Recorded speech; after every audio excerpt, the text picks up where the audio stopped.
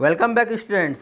तो आप लोगों को पता चल ही चुका होगा कि आरआरबी ने अपने एनटीपीसी एग्ज़ाम्स के लिए घोषणा कर ही दी है और बहुत जल्द अब एडमिट कार्ड भी जारी हो सकती है।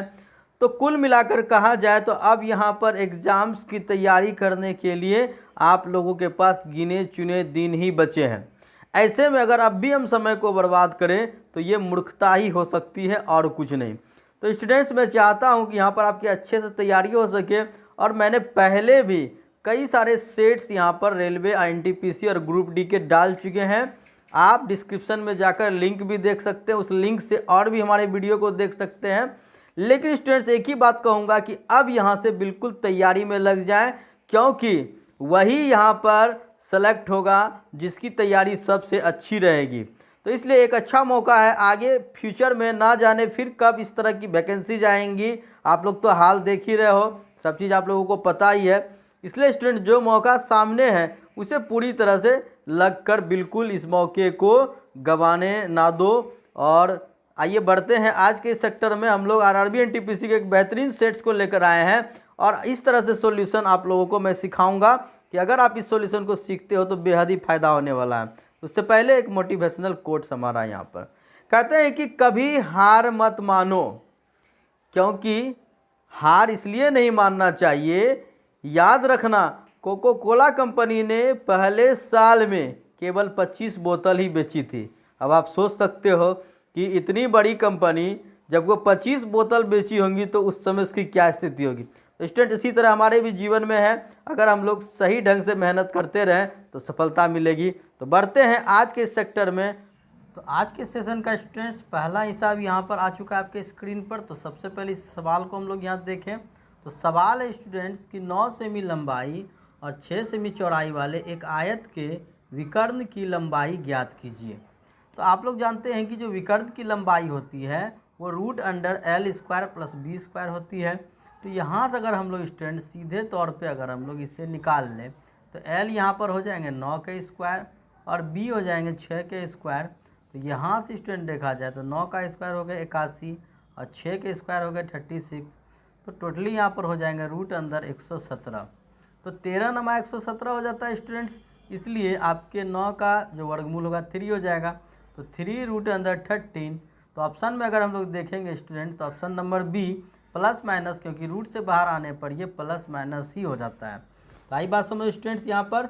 इसके बाद बढ़ते हैं नेक्स्ट क्वेश्चन की ओर। अगला क्वेश्चन है यहाँ पर स्टूडेंट्स, यदि 12 पुस्तकों का क्रय मूल्य 8 पुस्तकों के विक्रय मूल्य के बराबर है तो लाभ प्रतिशत क्या होगा। तो यहाँ पर स्टूडेंट हम लोग इसे इस तरह से बनाएंगे, क्योंकि अगर हम यहाँ सोचेंगे लाभ हो रहा है या हानि तो यहाँ पर आपको थोड़ा सा उलझन हो सकता है।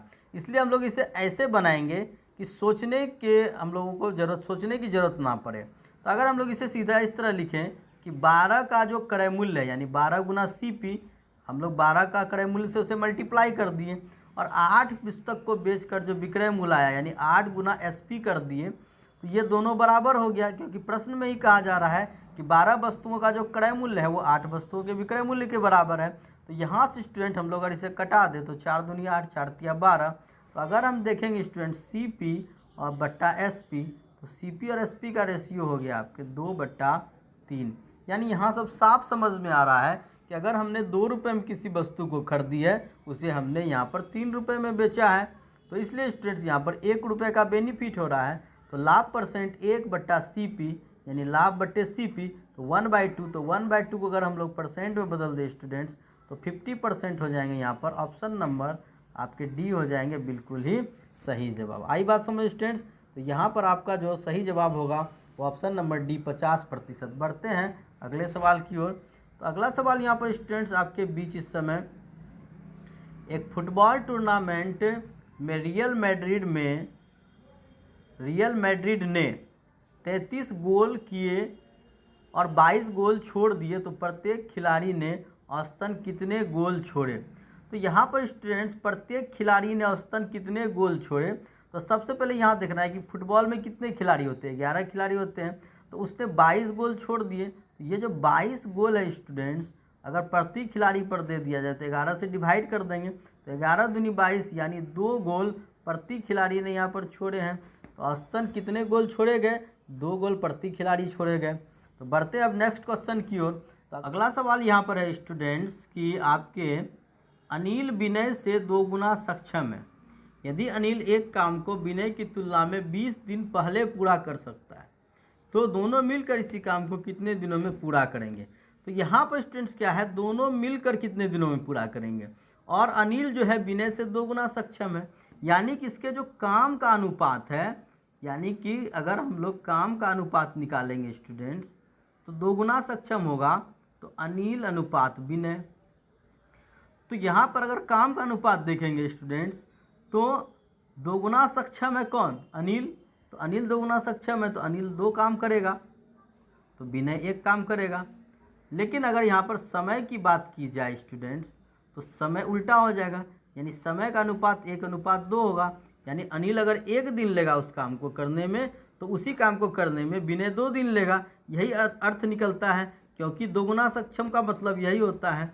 अब स्टूडेंट्स यहाँ पर इस दोनों के समय के बीच का अंतर कितना है, 1 है, लेकिन सवाल में कितना दिन पहले करता है, 20 दिन, यानी अंतर 20 दिन बता रहा है, तो ये इससे 20 गुना ज़्यादा हो गया। इसलिए यहाँ पर अगर अनिल यहाँ पर 20 दिन लगाता है तो विनय वहाँ पर 20 दूनी 40 दिन लगाएगा। आई बात समझ में स्टूडेंट्स। तो अगर दोनों मिलकर काम करें तो कितने दिनों में काम पूरा होगा। तो आइए स्टूडेंट्स हम लोग इस सवाल को अब यहाँ पर बनाते हैं। दोनों मिलकर काम करेगा, मान लो स्टूडेंट्स यहाँ पर आपके हैं टोटली 40 काम है, तो ये 20 दूनी 40, ये 2 काम डेली कर रहा है, तो ये 1 काम डेली कर रहा है। तो 40 काम है तो 40/3 काम डेली हो रहा है, तो इसमें कितना समय लग जाएगा, 13.1/3, यानी कि स्टूडेंट्स 13.33 दिन। ऑप्शन नंबर बी हो जाएंगे बिल्कुल सही जवाब। आई बात समझ स्टूडेंट्स, हम लोगों ने किस तरह से इसे निकाल दिया। तो यहाँ पर सबसे पहले हमें काम का अनुपात लेना है और काम के अनुपात से समय का अनुपात लेंगे और समय से ही दोनों के बीच का अंतर मालूम चल रहा है। तो बढ़ते हैं नेक्स्ट प्रॉब्लम की ओर। तो अगला जो प्रॉब्लम है स्टूडेंट्स यहाँ पर आपके बीच, अब एक व्यक्ति अपनी यात्रा के पहले 176 किलोमीटर की दूरी 16 किलोमीटर प्रति घंटे की चाल से और अगले 64 किलोमीटर की दूरी 32 किलोमीटर प्रति घंटे की चाल से तय करता है। तो यात्रा के पहले 240 किलोमीटर की दूरी के लिए लगभग औसत चाल क्या होगी। तो यहाँ पर अगर स्टूडेंट्स देखा जाए तो एक व्यक्ति यात्रा का जो 176 किलोमीटर है वो 16 किलोमीटर प्रति घंटे की चाल से तय किया है, तो हमें यह औसत चाल निकालनी है। तो औसत चाल क्या होता है स्टूडेंट्स, यानी जितनी भी कुल तय की गई दूरी होती है और वहाँ पर जो उसे कुल समय लगते हैं उसके अनुपात को हम लोग औसत चाल कहते हैं। तो कुल दूरी तो यहाँ पता चल रहा है कि कुल दूरी तो 240 किलोमीटर ये व्यक्ति जा रहा है। कुल दूरी कितना जा रहा है, 240 किलोमीटर जा रहा है। तो अगर यहाँ पर देखा जाए तो 240, लेकिन ये दूरी हो गए, औसत चाल निकाल रहे हैं हम लोग, तो कुल दूरी 240 किलोमीटर, लेकिन कुल लगा समय क्या होगा। तो पहले देखिए स्टूडेंट्स कि 176 किलोमीटर की दूरी को वो किस चाल से किया है, 16 किलोमीटर प्रति घंटे की चाल से। तो पहले 176 किलोमीटर में 16 के हिसाब से उसे 16 कम 16 कम 16 11 घंटे लगे होंगे, तो 11 कर दीजिए, प्लस कुल समय निकाल रहे हैं। तो पहले उसे 176 किलोमीटर में 11 घंटे लगे। अब जो 64 किलोमीटर है वो 32 के रफ्तार से गया है, तो इधर 64/32, इधर 64 में कितना समय लगा, इसे 2 घंटे लगा है, तो 11 + 2 13, यानी कि कुल तय की गई दूरी 240 और कुल लगा समय वहाँ पर हो गया 13। तो 13 कम 13 9 10, तो 13 8 104, यानी कि स्टूडेंट्स 18.5 हो गए इस सवाल के सही जवाब। यहाँ पर आपके ऑप्शन नंबर हो जाएंगे, ये आपके जो हैं स्टूडेंट्स यहाँ पर 18.5 किलोमीटर प्रति घंटा इस सवाल को जाएंगे सही जवाब। इसे अगर कैलकुलेट करेंगे तो 18.5 स्टूडेंट ये समथिंग आपका आ जाएगा। आई बात समझ स्टूडेंट्स, हम लोगों ने कुल तय की गई दूरी और कुल समय जो उसमें लगा वो हमने कैलकुलेट कर लिया। बढ़ते हैं नेक्स्ट क्वेश्चन की ओर। तो अगला क्वेश्चन यहाँ पर स्टूडेंट्स आपके बीच आ चुका है। तो अगला क्वेश्चन है स्टूडेंट्स, यदि 9 cos A + 12 sin A = 15 तो cot A का मान ज्ञात कीजिए। यहाँ पर स्टूडेंट्स एक और बात है कि आप देख रहे होंगे कि 38 नंबर कैसे आ गया, तो स्टूडेंट्स आपको बता दूं कि इसकी सेट्स पहले से ही चालू है और 1 नंबर से हमने सवाल बताना शुरू कर दिया है और जो जो एक ही तरह के सवाल है मैंने उसको छोड़ते हुए लगातार मैं आगे बढ़ रहा हूं और पूरे सेट को सॉल्व करने का हमारा टारगेट है। तो यहाँ 200 क्वेश्चन का पहला सेट है और इस तरह से 200 क्वेश्चंस के बहुत सारे सेट हैं, तो हम लोग सॉल्व करते जाएंगे। तो यहाँ पर स्टूडेंट्स ये आपका जो है अभी 38 नंबर चल रहा है, तो इसमें बहुत सारे जो सेम टाइप के हिसाब है उसको मैंने छोड़ दिए हैं ताकि आप लोग भी कुछ सोल्यूशन करें। तो स्टूडेंट्स यहाँ पर हम लोग देखते हैं कि 9 cos A plus 12 sin A बराबर 15, तो cot A का मान क्या ज्ञात कीजिए। इस तरह का जब भी प्रॉब्लम होगा स्टूडेंट्स तो हम लोग क्या करेंगे, यहाँ पर आपके जैसे कि sin A के हिसाब से हम लोग सेट कर लेंगे, यानी कि पहले हमें लिखना यहाँ पर 12 sin A, उसके बाद स्टूडेंट्स हम लोग को प्लस 9 cos A लिखना है और बराबर यहाँ पर 15। तो जब भी स्टूडेंट्स यहाँ पर ऐसा सवाल होगा आप यहाँ पर गौर करेंगे 12, 9 और 15 ये तीनों एक ट्राई प्लेट बनाता है, यानी कि त्रिक पाइथागोरीय। 12 का स्क्वायर और 9 का स्क्वायर को हम जोड़ेंगे तो 15 का स्क्वायर प्राप्त हो जाएगा। आई बात समझ स्टूडेंट्स, इसलिए इसे हम लोग ट्राई प्लेट्स करते हैं और जब भी ट्राई प्लेट्स होगा तो ऐसे कंडीशन में आपका जो साइन के साथ होगा वो P बन जाएगा, जो कॉस के साथ होगा वो B बन जाएगा और जो यहाँ पर अकेला होता है वो H का काम करता है। आप चाहे तो इसे सॉल्व भी करोगे तो भी आपको वैल्यू यही प्राप्त होगी। तो अगर हम यहाँ पर वैल्यू हमें cot A की निकालनी है स्टूडेंट्स, तो cot A बराबर होते हैं B बट्टा P। तो यहाँ पर स्टूडेंट जो B है वो आपके हो जाएंगे 9 और P जो है वो हो गए 12, तो 3 तिया 9, 3 चौके 12 यानी 3/4। तो ऑप्शन नंबर जो स्टूडेंट्स आपके 1 हैं 3/4 वो हो जाएंगे बिल्कुल ही सही जवाब। आई बात समझ स्टूडेंट्स। तो जब भी आपको यहाँ पर इस तरह के सवाल हो तो आपको स्टूडेंट्स साइन ए को पहले और कॉस ए को बाद में रखनी है, तभी आपका ये ट्राइप्लेट्स यहाँ पर काम करेगा और इससे P, B और H का मान आपको आसानी से प्राप्त हो जाएगा। बढ़ते हैं नेक्स्ट क्वेश्चन की ओर। तो अगला क्वेश्चन यहाँ पर स्टूडेंट्स आप लोगों के बीच अगला सवाल स्टूडेंट्स की रवि, मोहन, राजेश ये 3 व्यक्ति है यहाँ पर जो अकेले एक काम को 10, 12 और 15 दिन में पूरा कर सकते हैं।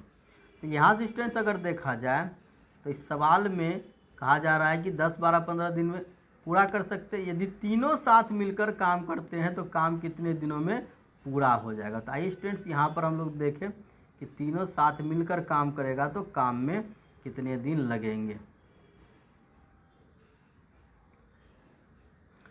तो सबसे पहले स्टूडेंट्स हम लोग यहाँ पर देखते हैं कि पहले है रवि, उसके बाद है मोहन और उसके बाद है राजेश।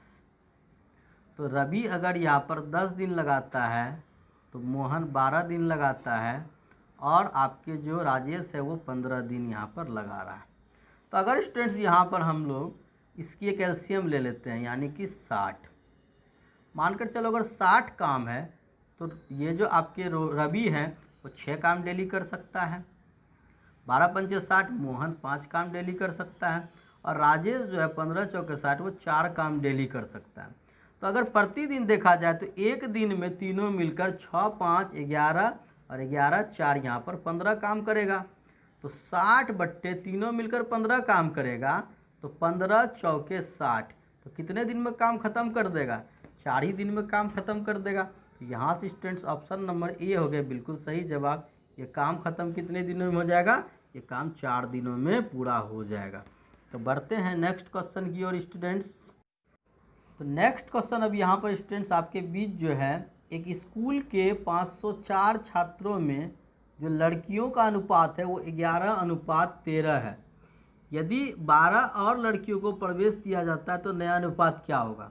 यानी कि जो लड़कियों का यानी कि सबसे पहले इसमें जो 11:13 जो दिया हुआ है तो इसमें से 11 लड़कियां हैं और 13 लड़के हैं।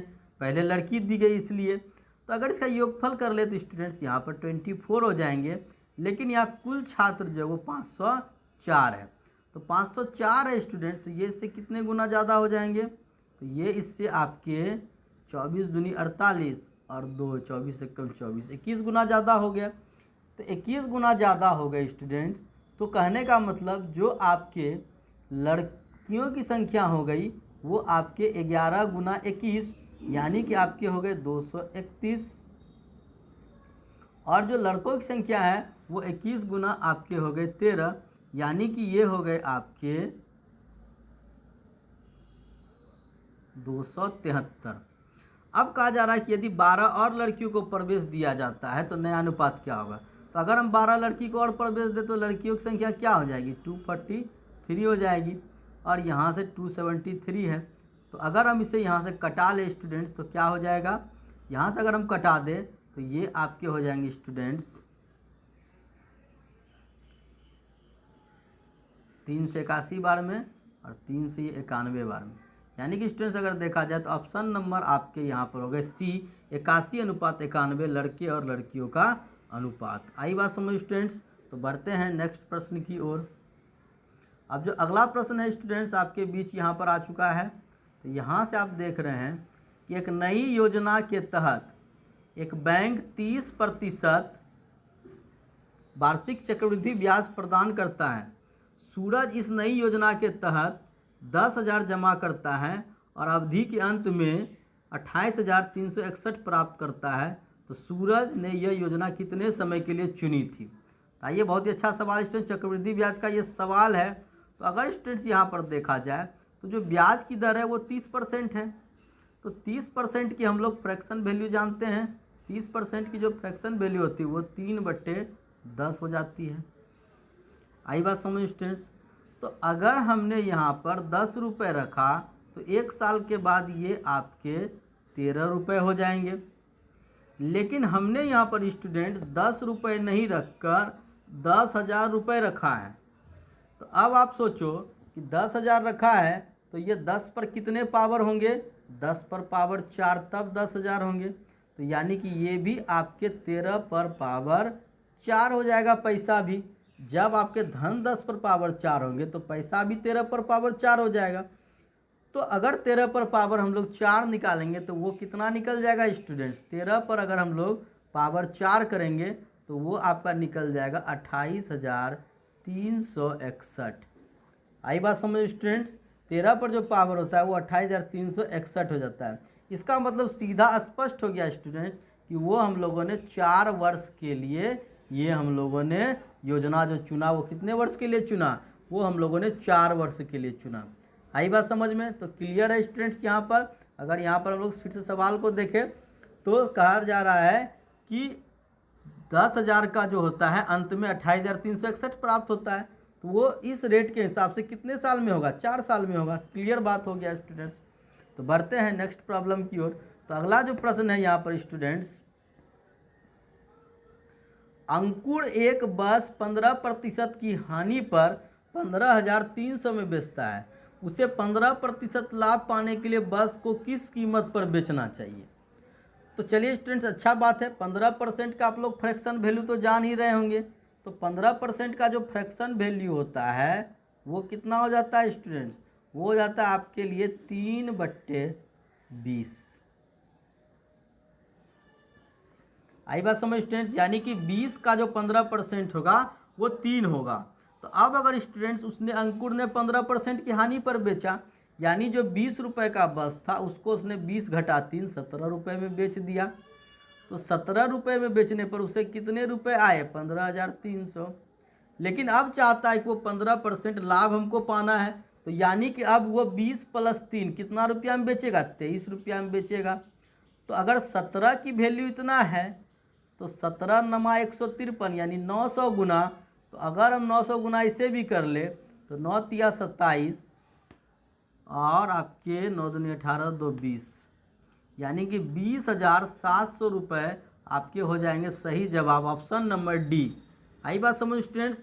यानी कि जो 15% होते हैं वो 3/20, 20 रुपये की चीज़ को पहले उसने 17 रुपये में बेचा तो 15,300 आए, यानी 900 गुना।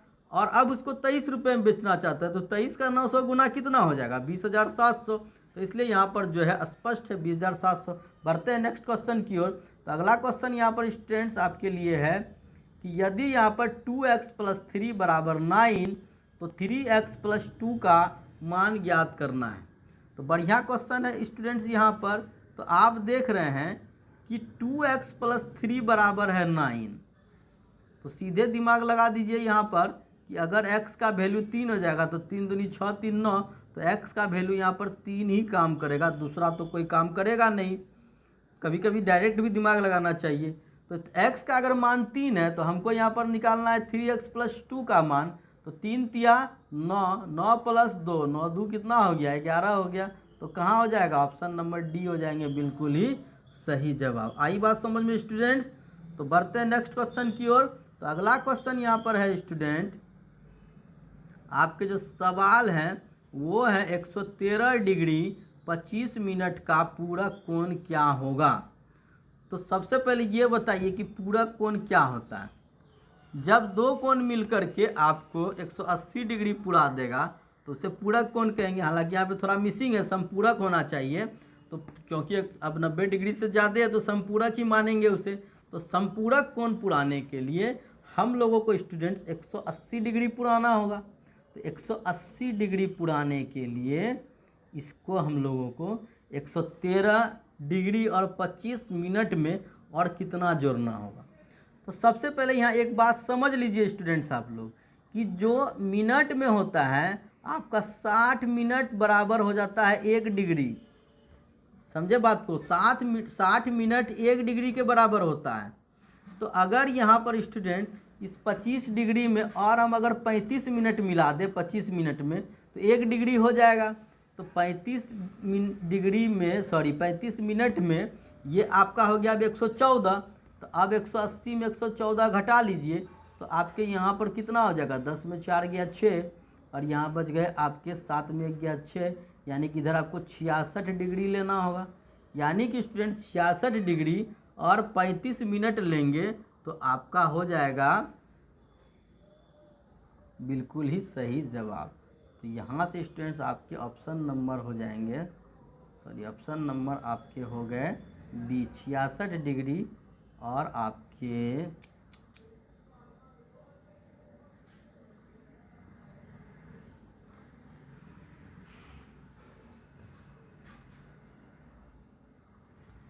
35 मिनट होना चाहिए, वहाँ हालांकि सेकेंड कर दिया गया है। तो 66 डिग्री 35 मिनट होगा बिल्कुल ही सही जवाब। तो आज के सेशन में स्टूडेंट्स हमारे पास इतने ही प्रॉब्लम थे। उम्मीद है कि आज का प्रॉब्लम आप लोगों को पसंद आया होगा।